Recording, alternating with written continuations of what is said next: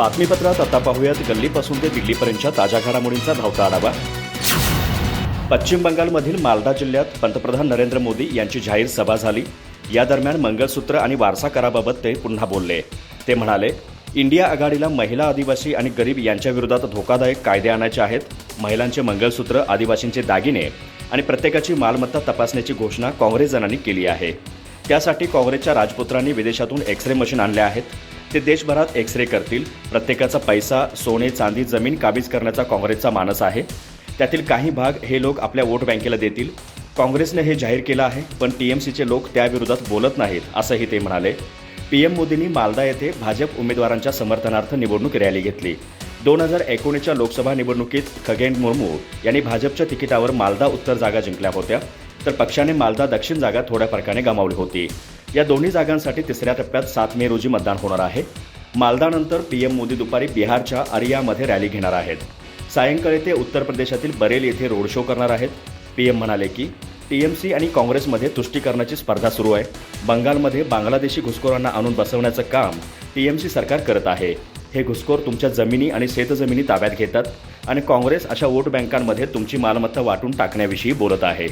टीएमसीच्या राजवटीत बंगालमध्ये हजारो कोटींचे घोटाळे सुरू आहेत। टीएमसी घोटाळा करतं आणि बंगालच्या लोकांना पैसे द्यावे लागतात, असंही नरेंद्र मोदी यावेळी म्हटले आहे। अजित पवार यांना क्लीन चिट दिल्याबद्दल पंतप्रधान मोदींच्या हस्ते त्यांना शाल, श्रीफळ आणि मानाचा ताम्रपट देण्याचा सोहळा फडणवीसांनी आयोजित करावा, असा खोचक टोला ठाकरे गटाने लगावला आहे। तसेच सत्तेवर येताच फडणवीसांनी सर्व तपास थांबवले आणि गुन्हेच रद्द केले, असा हल्लाबोलही त्यांनी केलाय। फडणवीस आणि त्यांच्या टोळीवर भ्रष्टाचारासह बेकायदेशीर फोन टॅपिंगचे आरोप होते। चौकशीत तसे पुरावे समोर आले। ज्या गुन्हे शाखेने अजित पवारांच्या घोटाळ्याची आधी चौकशी केली आणि आता क्लीन चिट दिली, त्याच तपास यंत्रणेने हा तपास केला, पण सत्तेवर येताच हे सर्व तपास फडणवीसांनी थांबवले आणि गुन्हेच रद्द केले। स्वतःला आणि आपल्या टोळीला क्लीन चिट देऊन मोकळे झाले। आता अजित पवार यांनाही स्वच्छ करून घेतले। अजित पवार यांना क्लीन चिट दिल्याबद्दल मोदींच्या हस्ते त्यांना शाल, श्रीफळ आणि मानाचा ताम्रपट देऊन सोहळा फडणवीसांनी आयोजित करावा, असे ठाकरे गटानं म्हटलं आहे। अजित पवार आणि त्यांच्या कुटुंबाने भ्रष्टाचार करून महाराष्ट्र लुटला, असा गंभीर आरोप मोदी यांनी जाहीरपणे केला होता। त्याला वर्षही झालं नसेल। राज्य सहकारी बँक म्हणजे शिखर बँकेतील कोट्यावधींची अफरातफर आणि 70,000 कोटींचा सिंचन घोटाळा अजित पवारांनी केला। त्याबद्दल मोदी हे अजित पवार यांना तुरुंगात टाकायला निघाले होते।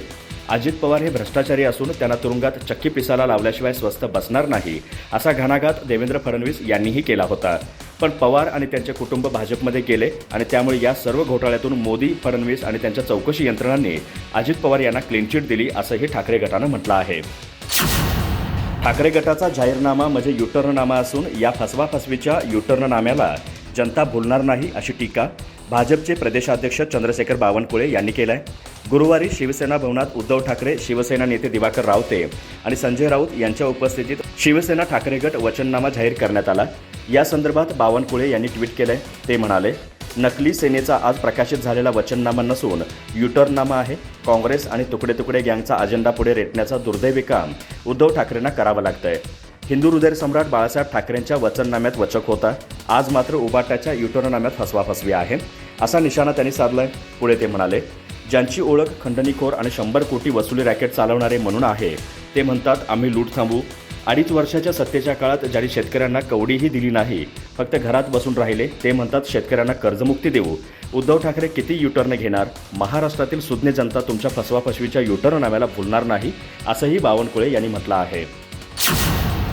उपमुख्यमंत्री अजित पवार यांच्या नेतृत्वातील राष्ट्रवादी काँग्रेसचे नेते तथा मंत्री धनंजय मुंडे यांनी शुक्रवारी शरद पवार यांच्यावर सडकून टीका केली आहे। अजितदादांनी आजपर्यंत केव्हाच पवारसाहेबांचा थुका ओलांडून राजकारण केलं नाही। त्यांनी सर्व काही शरद पवारांच्या निर्देशानुसारच केलं। त्यामुळे त्यांना सांगायचं एक, करायचं दुसरं आणि तिसरं काही झालं की दादा खलनायक असं चालणार नाही, असंही मुंडे म्हणाले। ते गुरुवारी रात्री पुरंदरच्या दौऱ्यावरती होते। शरद पवार यांनीच भाजपसोबत जाण्याच्या वाटाघाटी केल्याचाही आरोप केला। ते म्हणाले की शरद पवार आजही आमच्यासाठी आदरणीय आहेत, ते आमच्यासाठी जाणते राजे आहेत। त्यांनी पुलोदोचे सरकार स्थापन केलं, पण त्यांनी केले त्याला संस्कार म्हणायचे आणि अजित पवारांनी केले त्याला गद्दारी म्हणायची, असं कसं चालेल? 2017च्या गणेश चतुर्दशीच्या दिवशी कुठे व कशी बैठक झाली याचे व्हिडिओ पुरावे माझ्याकडे आहेत। दिल्लीत कुणाच्या घरी शिवसेनेला बाजूला काढण्याच्या बैठका झाल्या, हे सर्व काही त्यांनी केलं। शरद पवार स्वतः आम्ही शिवसेनेला भाजपपासून दूर केल्याचं सांगत आहेत, ती आमची चाल होती, असंही ते म्हणत आहेत। त्यांच्या या विधानावर उद्धव ठाकरे हसतात, कितीही हतबलतात. त्यावेळी राष्ट्रवादीच्या सर्व 53 आमदारांनी भाजपला पाठिंबा दिला होता. त्यांनी कागदावर सह्या केल्या होत्या. या सह्या अजित पवार दाखवतील की नाही माहीत नाही, पण मीच केव्हा तरी तो कागद दाखवेल, असंही धनंजय मुंडे म्हणाले. सर्वांनी आमचं वाटोळं केलं, पण लोकशाहीचा हक्क बजावायला पाहिजे, असं विधान करत मराठा आंदोलक मनोज जरांगे यांनी महाविकास आघाडीसह महायुतीवर टीकेची झोड उठवली आहे. या निवडणुकीत मराठा आरक्षणाला विरोध करणाऱ्यांना पाडा. निवडणुकीच्या रिंगणात आपले उमेदवार नसले तरी पाडण्यातही आपला विजय असेल, असंही आव्हान त्यांनी मराठा समाज बांधवांना केलं आहे. आज राज्यातील 8 जागांवर मतदान पार पडत आहे. जरांगे यांनीही आपला मतदानाचा हक्क बजावला.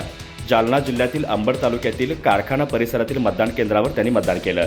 विशेष म्हणजे प्रकृती अस्वस्थ्यामुळे जरांगेंवर छत्रपती संभाजीनगरमध्ये उपचार सुरू आहेत. मात्र रुग्णवाहिकेतून जालन्यात पोहोचून त्यांनी मतदान केलं. यावेळी त्यांनी प्रसारमाध्यमांशी संवाद साधला. त्यांनी यावेळी महाविकास आघाडीसह महायुतीवर टीका केली आहे. ते म्हणाले, आपला उमेदवार निवडणुकीत नसल्यामुळे सगळे सोयरे आणि मराठा आरक्षणाच्या बाजूने आहेत त्यांना मतदान करा. तसेच जे मराठा आरक्षणाच्या विरोधात आहेत त्यांना इतक्या ताकदीने पाडा की त्यांच्यात कमीत कमी 5 पिढ्या निवडणुकीत उभ्या राहिल्या नाही पाहिजेत. या निवडणुकीच्या निमित्ताने मराठ्यांनी एकजूट दाखवावी, असंही ते म्हणाले. पुढे ते म्हणाले, 4 जूनपासून बाजी लावणार आहे. 6 जूनपर्यंत आरक्षण न दिल्यास मी 8 जूनपासून पुन्हा आमरण उपोषणाला बसणार आहे, असाही इशारा जरांगे यांनी दिला आहे. ईव्हीएम बंद होणं हे तर एक षडयंत्र आहे, असा गंभीर आरोप ठाकरे गटाचे खासदार संजय राऊत यांनी केलाय. राज्यातील 8 जागांवर दुसऱ्या टप्प्यातील मतदान प्रक्रिया पार पडतीये. मात्र मतदान सुरू झाल्याच्या काही वेळातच काही जागांवर ईव्हीएम बंद पडल्यानं मतदारांचा खोळंबा झालाय. यावरूनच राऊतांनी भाजपवर गंभीर आरोप केलेत. त्यांनी भाजपसह पंतप्रधान नरेंद्र मोदी यांच्यावर जहरी टीका केली आहे. ते म्हणाले, ईव्हीएम बंद पाडणं हे वारंवार होत राहिलं किंवा केलं जाईल. वर्धा, अमरावती असेल तिथं हे होईलच. अमरावतीमध्ये तर कोणतंही अघोरी कृत्य घडण्याची शक्यता आहे. वर्ध्यामध्ये भाजपच्या पायाखालची वाळू सरकली आहे. ठाकरे गटाचे प्रमुख उद्धव ठाकरे यांनी त्या ठिकाणी सभा घेताना भाजप घाबरलाय. त्यामुळे ईव्हीएम बंद पाडणं आणि मतदारांना खोळंबायला लावणं, त्यानंतर मतदारांनी मतदाराकडे पाठ फिरवणं हा एक षडयंत्राचा भाग आहे, असा हल्लाबोल त्यांनी केलाय.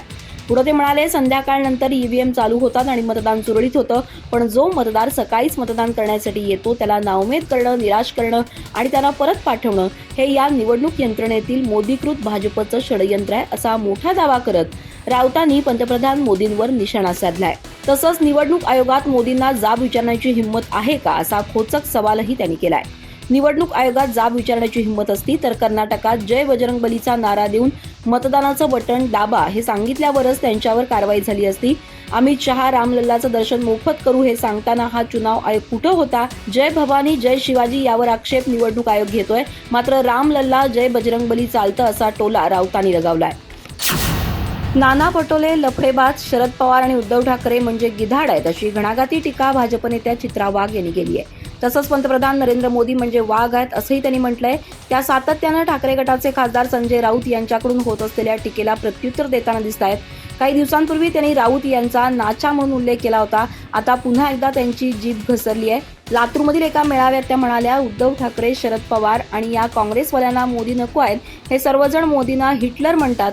सध्या देशातील सगळे भ्रष्टाचारी एकत्र झालेत. सर्व गिधाडं एकत्र आपल्या वाघाला घेरायला आलेत. नाना पटोले हे महाराष्ट्र काँग्रेसचे लफडेबाज प्रदेशाध्यक्ष आहेत, अशी टीका त्यांनी केली आहे. उदगीर येथील मेळाव्यात चित्रा वाघ यांनी उपस्थिती लावली. या मेळाव्याला लातूर लोकसभेचे उमेदवार सुधाकर शृंगारे आणि कॅबिनेट मंत्री संजय बनसोडे देखील उपस्थित होते. पुढे त्यांनी महिला मतदारांना आवाहन केलंय. त्या म्हणाल्या, मतदान करताना आपल्या नवऱ्याला सोबत घेऊन जा. कुणाचंही खा मटण, मात्र कमळाचंच दाबायचं बटण. नरेंद्र मोदी हे देशाचे पंतप्रधान होणे देशाची नव्हे तर जनतेची गरज आहे, असं चित्रा वाघ या मेळाव्याला संबोधित करताना म्हणाल्या. लोकसभा निवडणुकीच्या प्रचारादरम्यान अनेक ठिकाणी मराठा आंदोलकांच्या वतीनं अशोक चव्हाण यांना विरोध करण्यात आला होता. मात्र या विरोधाला अशोक चव्हाण यांनी प्रत्युत्तर न देता मराठा आंदोलकांना समजून सांगितलं तर ते ऐकतात असं म्हणत भाजपचा विजय निश्चित असल्याचा दावा केलाय.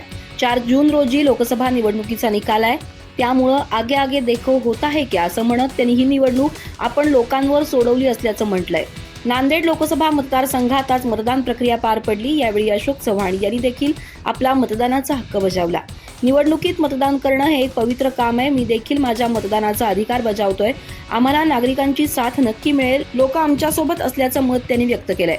50 वर्षांच्या इतिहासात चव्हाण कुटुंब पहिल्यांदाच काँग्रेसला सोडून मतदान करणार आहे का, असा प्रश्न अशोक चव्हाण यांना पत्रकारांनी विचारला होता. यावर मतदान करणं ही एक गुप्त मतदान पद्धत आहे, त्यामुळे आम्ही कुणाला मतदान करणार हे तुम्हाला का सांगू, असा प्रतिप्रश्न त्यांनी उपस्थित केला. लोकशाहीच्या प्रक्रियेमध्ये मतदानाचा हक्क प्रत्येकाला दिलेला आहे. हे आपलं कर्तव्य देखील आहे. त्यामुळे प्रत्येकानं मतदान केलं पाहिजे असं आवाहन देखील त्यांनी केलंय. उन्हाळा खूप जास्त आहे, त्यामुळे कमी मतदान होण्याची शक्यता देखील नाकारता येत नाही. त्यामुळे आमच्या सर्व कार्यकर्त्यांना 1 वाजायच्या आधी जास्तीत जास्त मतदान करून घेण्याचं आवाहन मी केलं असल्याचं देखील त्यांनी सांगितलंय. निवडणूक प्रचाराची वेळ संपलेली आहे, त्यामुळे आता प्रचार करणार नाही. मात्र हे मतदान मी लोकांवर सोपवलेलं आहे.